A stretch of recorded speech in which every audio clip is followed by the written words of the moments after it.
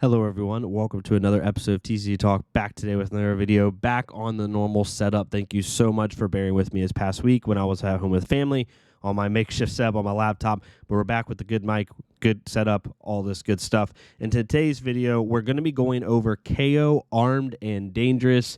We're going to be talking about an initial list that I've been messing with this week, done a pretty good amount of games on, and this isn't going to be a deck tech per se, but I just want to kind of talk about the hero. I've been playing with a bunch of the new heroes, and I want to give my initial thoughts on them, where I have seen things that have worked initially, and hopefully give you a starting point out there if you're brand new to the hero, maybe new to the game, you really are interested in KO, or you're just not you're new to the class, and you're trying to just have a starting point because you're not sure how to deck build it at the first start. Hopefully this will help you out, and maybe just a couple things that I've learned also, even if you're a more seasoned player, maybe it's something you can take and use in your list. But we'll get right into it. If you're new, welcome. Thank you so much for stopping by. Feel free to check out my other content. I do a lot of Flesh and Blood content as well as Alpha Clash. If you're a long-standing supporter, thank you so much as always. Feel free to check out the Discord down below. We are almost at 500 members in the TCG Talk Discord, which is insane. Super good community. It's been really fun with this new set talking, and I just love y'all's positivity. If you want to support the channel in a different way, also, the channel membership is now available for you. Any proceeds that happen go to either product for like box openings for the stream or giveaways even. I'm going to be doing a lot of giveaways this year, hopefully, and then also to help get to events and see y'all and stuff like that. So thank y'all so much. But we'll get right into it. So KO, Armed and Dangerous, only has one weapon zone. Attack action cards you control get +1 while they are in any zone other than the combat chain. So when you discard a 5, it's seen as a 6, and vice versa. And that's how things work with this. Makes it a little bit more consistent. And the first time you discard a card with 6 or more, during your action phase, you create a might token. Might tokens pop at the start of your turn, and they give +1 to your first attack. So if you have 3 might tokens, you get +3 to your first attack. It's really good value. So the first thing with KO when I first saw the hero is, I'm not going to lie, I was like, okay, yes, this hero could have some cool, it's a Berserk deck, right? It's all about Berserk, right? You're going to do this, you're going to set up and do this insane damage like Rhinar, blah, blah, blah. But then the thing is, you don't have the Intimidate that Rhinar has, right? The reason Berserk is so insane when it pops off in Rhinar is because you take their whole hand away from them, on top of the fact of dealing 30 plus damage, right? If you can swing it. He also has double claws, which makes it even easier. Berserk and KO, I had today, literally today, I put on Twitter, if you want to check out my Twitter down below, I had a 40 damage Berserk turn. However, when I tell you that's probably 1 in 100, even like with in my opinion, a refined list, like it's literally 1 in 100. Like most of the time, Berserk on a really good turn, you can play like into a wild ride into something else for like, 14 or something like that, or 12. But really, it's not gonna net you. And it's like a really good Berserk turn that's not Christmas Land is like wild ride into claw into something else, where you're dealing like, 15 damage and you're creating a might token. So Berserk, I found, was, even though it's very good, and I think you should still have a one of in the deck, the card that really does well is Cast Bones. We'll talk about that in a second. But so that was my first thought with KO, and I was wrong on that. My second assumption with KO, which I also was wrong on, was this deck's just going to get fatigued. Like, it's just going to discard itself into oblivion. And yes, it deals decent damage, right? 10 plus, 12 plus damage. But if you have a deck, if you're playing against a deck that has a lot of 3 blocks and a lot of D reacts, you're just going to mill yourself and you're just going to lose. I was wrong on that too. 100% wrong. Cards like Cast Bones and Tear Limb from Limb just make this deck actually unbelievable. I have literally had plays where I played Cast Bones, got the full +6 with agility. Next turn, I played Tear Limb from Limb, and then we played something like a Swing Big, which got double its base from Tear Limb from Limb, making it 16, and then it got +6 from Cast Bones, making it 22 with Go Again, right? I've had those turns where it's just like unbelievable damage, and you're not going to block it out. Yes, are there turns that are, is it a little bit dicey against good Bravos? 100%, it really is. However, what I've noticed already is I played against a Bravo that was on Sigil with non-D reacts, all that good noise, and ended up fatiguing them, which was really funny. Then we rematched, they fat decked, and then I just killed them. This deck does have, you have to be very careful. I think you have to be very deliberate with how you play. But cards like Cast Bones, Tear Limb from Limb, Bloodrush Bellow, like, you're just dealing such above rate damage, doing 20 plus on a lot of turns that I mean, unless they just have insane D reacts and arsenal all the time, you're going to get over the top a lot of the times. And you're going to be creating constant value from your might tokens, which helps even better. Like swing big for 9, 2-card 9, insane, 2 resource, 2-card 9. Even stuff like when you have a might and you go into the play and you play Bear Fangs for 9, and then you get another might, you just keep getting that incremental value over and over and over. It starts to really snowball. So I was totally wrong on that. The first card I want to talk about is Cast Bones. I'm not going to go card for card again. This isn't a deck. This is more just my thoughts. This is my list, and I'll put it down below so you have a starting point, but I'm just going to get my thoughts.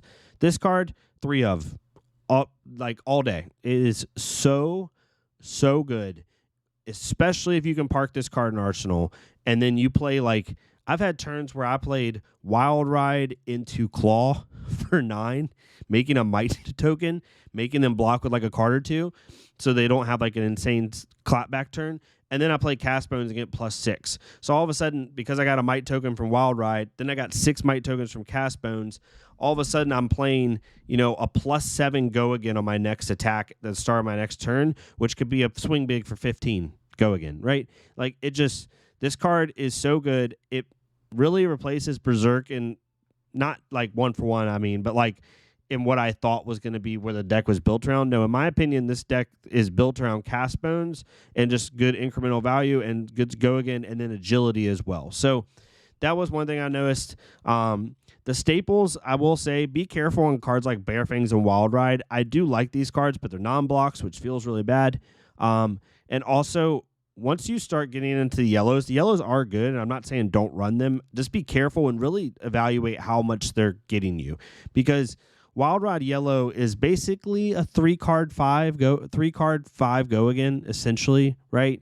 2-card 5 go again, but you're expending 2 cards to do it. So it's a 2-card 5 essentially, which is below rate damage, and you create that might token, but you have to be really careful. Wild Ride Red is okay because it's technically on rate with damage, and you're getting the +1 value from might, so you're coming out at +1 value in terms of like standard rate, right? But the yellows are a little bit dicey. Same thing with Bear Fangs. I just like the 2-card 9 off of a might, 2-card 8 if you don't have a might. Those are really worth it to me. Class of Agility, I've been liking this a lot. It's a good card you block with. You can always play it on like a Bloodrush turn. It's a 2 for 8 off Bloodrush, which is nice. And then it also gives you go again. Agility is very, very good in this deck. Obviously, you have a chance at getting agility from Cast Bones if you reveal all 6s, like all 6 of them. Clash of Agility can give you agility. I also in the sideboard have Test of Agility if I'm really playing against a deck I want to be a little more defensive with. Then you have Agile Wind-Up, which I'm running 6 of in the deck. You can just really outvalue your opponent through the agility, and it helps counterbalance the fact that you don't have Gambler's Gloves, which is also kind of a really big deal, right? Sorry, my mic keeps falling. But yeah, the agility is really good to kind of go through the turn. So I definitely suggest running like 6 of Agile Wind-Up. I think that Clash of Agility is also a really good option. Stuff like that. Normal stuff, Command and Conquer, Pack Hunt, really good. Savage Feast, really good off of agility, right? It's kind of an obvious one. Wild Ride, Swing Big are the obvious ones. Won't go too much into that. Enlightened Strike, I think, is very good in this deck. With agility, it's a 5 draw card go again, right? Or it could be even a 7 go again, depending on what your hand looks like. If you're wanting to really push damage, just really good. Beast Within's pretty common. Then we get to Berserk. So Berserk for me has been really interesting. Like I said, when I first saw the deck, I was like, okay, this is a Berserk deck, and it still does really well. But in my opinion, Cast Bones is really going to be what you want. When Berserk hits, it hits, y'all. Like, you can get some insane turns off Berserk, but it also is very situational, and there are times where, like, most of the time, it's basically like, if it's not paired with a Bloodrush, where it's good is when it's paired with a Bloodrush Bellow, right? But for me, when it's not paired with a Bloodrush Bellow, it's basically acts as a Bloodrush, but without the pomp, right? So, like, on a normal Berserk turn, you might, like, play Berserk, and then you play Wild Ride for 6 go again, drawing a card, then you play, your Claw for 3, and then you might play another attack, right? So a good Berserk turn, or a decent Berserk turn, that's not paired with Bloodrush and is not like going crazy, you're dealing about 15 damage, which is really good. However, I don't know if it's worth it to run a 3 of, and you also have, less non-6 targets in your deck, which can be a little weird. This might go back to a 2 of, who knows? Right now, I've been happy with it at 1. I haven't missed it. It hasn't been weird for me. And honestly, when I went down to 1, this deck got a lot more consistent because I wasn't trying to play around Berserk. Gosh, this mic. I was playing around. I'm playing around Cast Bones, and I'm playing around good Bloodrush turns, and you're just dealing a lot more consistent damage. You're not trying to do that one pop off crazy turn, right? So just play around with that. Let me know in the comments below what y'all think. Some people are on 3, some people are on 2, and I've seen some people on 1. I haven't seen decks without it yet. Card's too good not to have at least a 1 of, but that's how that is. And then Bloodrush Bellow. So for Bloodrush Bellow, I've been trying like heck to lower my cost curve. As you can see, I have the Savage Feast here. I even had Savage Swing Blue in here at one point just to have a 1 cost off Tunic. I'm still trying to find a way to fit more 1 cost in the deck. Because ideally, I want this deck to sort of function like Levia in terms of cost curve. Like, I wanted to have a lot of 1 cost. I was even thinking about cards like Censor, because playing like Bloodrush Bellow, you draw into like a 2 cost into a 1 cost with like a blue off Tunic. And so you're able to play like, Claw into... There's turns where I'm able to play like Claw into 2 costs, go again like Wild Ride, drawing a card, and then you play like a 1 cost like Censor or something like that, or Savage Feast. So it's really been trying to make my Bloodrush turns more efficient, because it feels really bad to play Bloodrush, in my opinion, and then Claw for 5 into a brute attack for 8, and then you just dealt 13 damage, which is okay, but it's not what you want to do on Bloodrush, right? And then at that point, now you have to ask the question, like, is this better than Reinhardt? Should I be playing this over Reinhardt? So trying to find ways to make Bloodrush more like just better. Agility tokens really help with that. Playing Bloodrush and then leading with like a swing big for 10, go again, into a Claw, into like a Bear Fangs, draw, discarding, making it 8, making that also 10. So you're able to deal like a 25 damage turn with create a Might token, which is really, really nice. So trying to make that better. 6 Reincarnate just to help us with the fatigue. It really like does work, right? You're constantly discarding these cards. You're looking to like set up your draw discard or your discard off Bloodrush in order to get rid of these, so you can get them right back in your deck. And then blues, I'm still messing with the blues. Obviously, you want 5 powers or higher. Reincarnate's been good. Agile Windup is for obvious reasons with the agility. Mighty Windup, same thing with creating a Might. I don't know if this one's worth it yet. I don't know if discarding a card for 1 value is really that good. But like this is the flex one. I've just been trying to play with it. Pat Call Blue is really good. I normally don't like Pat Call in Brute, but you like it in this deck because you don't want to discard your non-6s, because all your non-6s in this deck are really important.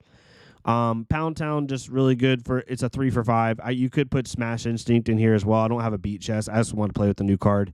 Tear Limb from Limb, this card's bonkers in KO.